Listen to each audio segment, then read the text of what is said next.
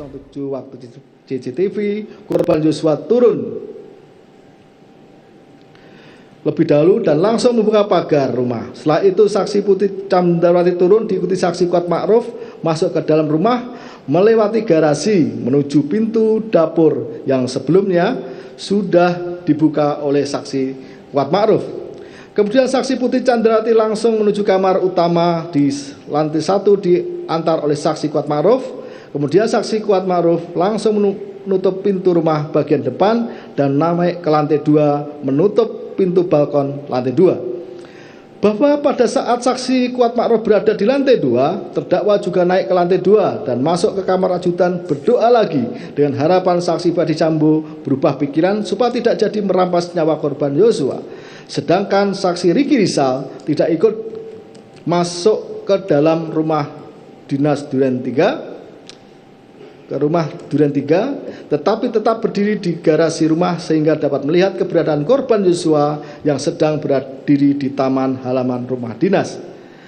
Bahwa sekitar waktu 17.08 CCTV, saksi Ferdi Sambo berangkat dengan saksi Ajan Romel dan saksi Prayogi Iktarawi Katon selaku sopir dengan mengendari mobil Lexus X570 warna hitam nomor B1134 FP dengan dikawal oleh saksi Farhan Sabila sebagai pengawal motor, dan ketika melewati Duren 3, Ajan Romel, saksi Ajan Romel dan saksi Prayogi mendengar suara saksi Ferdi Sambo yang memegang HP mengatakan halo, halo, serta bertanya kepada saksi Ajan Romel dan saksi Prayogi, ada apa dengan ibu, berhenti, berhenti.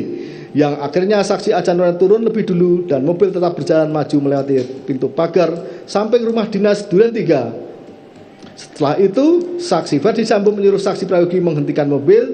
Setelah berhenti, saksi Ferdi Sambo bergegas turun, akan tetapi senjata api yang dibawanya terjatuh. Melihat kejadian itu, saksi Ajan Romel berinisiatif hendak mengambilkan, namun dicegah dengan mengatakan biar saya saja yang mengambil. Senjata api kemudian diambil saksi Ferdi Sambo dan dimasukkan dalam kantong celana sebelah kanan yang menurut saksi Ajan Romel senjata yang jatuh tersebut dengan jenis HS. Bahwa selanjutnya saksi Ferdi Sambo masuk ke rumah dan bertemu dengan saksi Kuat Ma'ruf di lantai 1 dengan nada tinggi mengatakan, "Wat, mana Riki dan Yosua? Panggil." Di saat yang bersamaan, terdakwa yang mendengar suara Ferdi Sambo langsung turun ke lantai 1 menemui saksi Ferdi Sambo dan berdiri di samping kanan saksi Ferdi Sambo. Lalu saksi Ferdi Sambo mengatakan kepada terdakwa, "Kokang senjatamu." Setelah itu terdakwa mengokang senjatanya dan menyelipkan di pinggang sebelah kanan. Bahwa atas perintah saksi Ferdi Sambo, saksi Kuat Ma'ruf keluar melalui pintu dapur menuju garasi dan menghampiri saksi Riki Rizal yang berdiri dekat garasi di dekat bak sampah dengan mengatakan, "Om, dipanggil Bapak sama Yosua." Mendengar perkataan tersebut, saksi Riki Rizal menghampiri korban Yosua yang sedang berada di halaman samping rumah serta memberitahu kepada korban Yosua bahwa dirinya dipanggil saksi Ferdi Sambo. Kemudian atas penyampaian saksi Riki Rizal, korban Yosua berjalan masuk ke dalam rumah melewati garasi dan pintu dapur menuju ruang tengah dekat meja makan, diikuti saksi Riki Rizal dan saksi Kuat Ma'ruf. Bahwa sesampainya di ruangan tengah dekat meja makan, saksi Ferdi Sambo langsung memegang leher bagian belakang korban Yosua, mendorong ke depan sehingga posisi korban Yosua tepat berada di depan tangga berhadapan dengan saksi Ferdi Sambo. Terdakwa berada di samping kanan Ferdi Sambo, saksi Kuat Ma'ruf berada di belakang Ferdi Sambo, sedangkan saksi Riki Rizal di belakang terdakwa. Kemudian saksi Ferdi Sambo langsung mengatakan kepada korban Yosua dengan berkataan, "Jongkok kamu."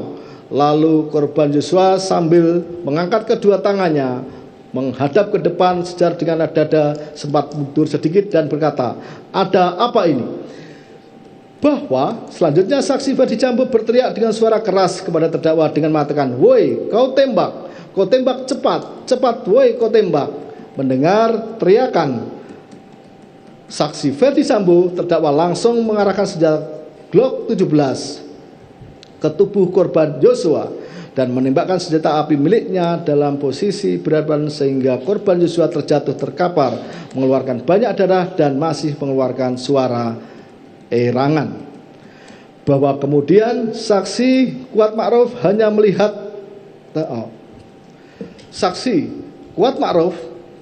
saksi Ferdi Sambo maju ke depan, sedangkan terdakwa melihat Ferdi Sambo maju ke depan menembak dengan senjata Glock 17 ke arah korban Yosua, serta kemudian dengan senjata AS menembakkan beberapa kali ke arah atas tangga maupun ke arah di atas televisi, kemudian menempelkan senjata HS ke jari tangan kanan korban Yosua serta meletakkan senjata HS tersebut di samping sebelah kiri tangan kiri korban Yosua. Bahwa akibat dari tembakan terdakwa dan Ferdi Sambo, korban Yosua meninggal dunia sebagaimana visum et repertum tanggal 14 Juli 2022 yang dibuat dan ditandatangani Dr. Farah P. Karau dan Asri M. Pralipda, yang antara lain telah menyimpulkan sebab matinya orang ini adalah akibat kekerasan senjata api di daerah dada yang telah menembus paru. Kekerasan senjata api pada kepala bagian belakang secara tersendiri juga bisa fatal dan dapat menyebabkan kematian. Bahwa kemudian di garasi mobil Duren 3, setelah kejadian saksi Ferdi Sambo mengumpulkan saksi Ajan Romel, saksi Kuat Ma'ruf, Riki Rizal, Diryanto, dan terdakwa. Selanjutnya saksi Ferdi Sambo menyampaikan bagaimana kalau terjadi kepada anak, istri, dan keluarga kalian. Kemudian saksi Ferdi Sambo merangkul terdakwa dan mengatakan akan membela dia walaupun jabatan yang dipertaruhkan. Bahwa saat setelah kejadian atas pertanyaan saksi Beni Ali dan didengar saksi Susanto Haris, saksi Kuat Ma'ruf menyampaikan saya di atas, saya mau menutup pintu. Saat terjadi ledakan saya takut dan saya tiarap. Saksi Riki Rizal di garasi mobil mengatakan saya ada di garasi dan ketika mendengar suara tembakan saya sembunyi di balik kulkas yang berada di dapur sambil menunjuk gerakan bagaimana saksi Riki Rizal sembunyi di belakang kulkas. Sedangkan terdakwa mengatakan saya di lantai 2 bersama Bapak Kuat.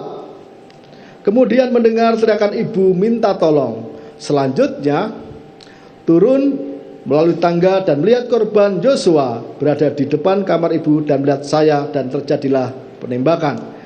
Bahwa cerita yang sama disampaikan saksi Riki Rizal, terdakwa maupun Kuat Ma'ruf kepada saksi Agus Nurpatria Jumat malam tanggal 8 Juli 2022 di Biro Provos Mabes Polri ketika dikumpulkan dan diminta menceritakan kronologis kejadian atas meninggalnya korban Yosua di rumah dinas Duren 3 beberapa waktu sebelum saksi Ferdi Sambo tiba di Biro Provos tersebut. Bahwa kepada saksi Beni Ali dan Susanto Haris ketika berada di rumah Saguling setelah tertembaknya korban Yosua 8 Juli 2022 malam, saksi Putri Candrawati juga memberi keterangan bahwa saat itu saksi Putri Candrawati baru pulang dari Magelang, langsung ke rumah Saguling, langsung masuk kamar, duduk santai pakai celana pendek. Saat itu ada almarhum Brigadir Joshua masuk melakukan pelecehan kepada saksi Putri Candrawati. Saksi Putri Candrawati teriak, Joshua keluar dan mendengar suara letusan diiringi dengan isak tangis setiap kalimat yang diucapkan yang mengakibatkan saksi Beni Ali tersentuh prihatin, tidak tahan melihat kondisi saksi Putri Candrawati sehingga tidak melanjutkan minta keterangan saksi Putri Candrawati. Bahwa demikian pula tanggal 9 Juli 2022 saksi Arif Rahman Arifin meminta keterangan saksi Putri Candrawati atas perintah saksi Hendra Kurniawan di rumah Saguling. Telah bertemu dengan saksi Putri Candrawati di lantai 2, sudah menangis mengeluarkan air mata sambil memegang tisu, sehingga saksi Arif Rahman minta izin untuk menunda penentuan keterangan. Tetapi saksi Ferdi Sambo menjawab tidak apa-apa, sekarang saja, mumpung saksi Putri Candrawati sedang mau ngomong. Kemudian dengan dibujuk saksi Ferdi Sambo, saksi Putri Candrawati berbicara, Awalnya ada suaranya, tapi lama-lama suaranya hilang dan menangis. Kemudian saksi Putri Candrawati menjelaskan lagi. Saksi Putri Candrawati masuk ke dalam rumah, buka pintu, dan hilang lagi suaranya. Akhirnya Ferdi Sambo melanjutkan menjelaskan bahwa saksi Putri Candrawati dilecehkan. Saksi Arif Rahman terdiam saja karena tidak berani bertanya, mengingat saksi Putri Candrawati dan Ferdi Sambo kedua-duanya menangis. Sampai selesai cerita, saksi Arif Rahman hanya dapat menulis 6 baris saja. Bahwa pada tanggal 10 Juli 2022 di ruang kerja saksi Ferdi Sambo, Rumah Saguling lantai 2, untuk memastikan saksi Ricky Rizal, Kuat Ma'ruf dan terdakwa tetap menyampaikan cerita yang sudah disampaikan kepada penyidik. Saksi Ferdi Sambo dan saksi Putri Candrawati telah memberikan handphone merek iPhone 13 Pro Max kepada saksi Ricky Rizal, saksi Kuat dan terdakwa, serta uang dalam bentuk dolar sejumlah 1 miliar untuk terdakwa, 500 juta masing-masing untuk saksi Kuat Ma'ruf dan saksi Ricky Rizal, yang kemudian uang tersebut tidak jadi diserahkan dan akan diserahkan jika perkara ini selesai. Bahwa ternyata baik cerita yang disampaikan saksi Ricky Rizal, saksi Kuat Ma'ruf, saksi Putri Candrawati dan terdakwa merupakan skenario belaka. Sampai pada tanggal 6 Agustus 2022, terdakwa menceritakan kejadian sebenarnya peristiwa pada tanggal 8 Juli 2002 di rumah dinas di rumah Duren 3 bukanlah tembak-menembak, akan tapi peristiwa penembakan dalam rangka menghilangkan nyawa korban Yosua. Menimbang bahwa berdasarkan fakta persidangan di atas, kemudian akan dipertimbangkan apakah perbuatan terdakwa Richard Eliezer memenuhi seluruh unsur tindak pidana yang didakwakan kepadanya. Menimbang bahwa terdakwa Richard Eliezer diajukan ke muka persidangan dan kepadanya oleh penuntut umum telah didakwa primer melanggar pasal 340 Junto pasal 55 ayat 1 ke 1 KUH pidana. Subsidiar melanggar pasal 338 Junto pasal 55 ayat 1 ke 1 KUH pidana. Menimbang bahwa sesuai dengan bentuk subsidiar surat dakwaan, majelis akan mementingkan unsur-unsur tindak pidana dalam dakwaan primer terlebih dahulu. Menimbang bahwa untuk itu, majelis akan mempertimbangkan dakwaan primer melanggar pasal 340 Junto pasal 55 ayat 1 ke 1 KUH pidana yang unsur-unsurnya sebagai berikut: 1. Barang siapa. 2. Dengan sengaja. 3. Dengan direncanakan lebih dahulu. 4. Merampas nyawa orang lain. 5. Yang melakukan, menyuruh lakukan, atau turut melakukan, turut serta melakukan.